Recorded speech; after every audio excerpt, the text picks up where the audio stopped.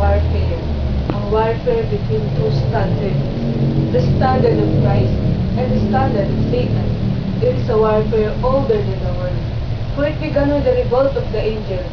It is a warfare wide as the world, it ranges in every nation, every city, the heart of every man. Satan desires all men to come under his standard, and to this end, he lures them with riches, honors, power, all that ministers to the lust and pride of men.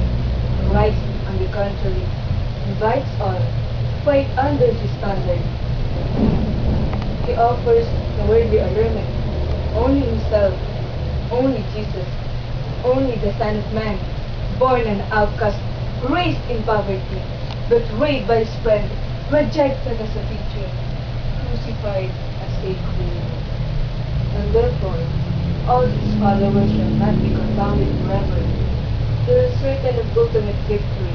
Against them, the gates of hell cannot prevail. The powers of darkness shall splinter before their splendid battalions. Battle scarred but resplendent, and they shall enter into glory with Christ their King.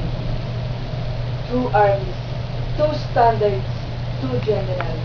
And to everyone there comes the imperious cry of command. Choose Christ or Satan. Choose sanctity or sin. Choose heaven or hell. And in the choice he made, sum up the life of every man.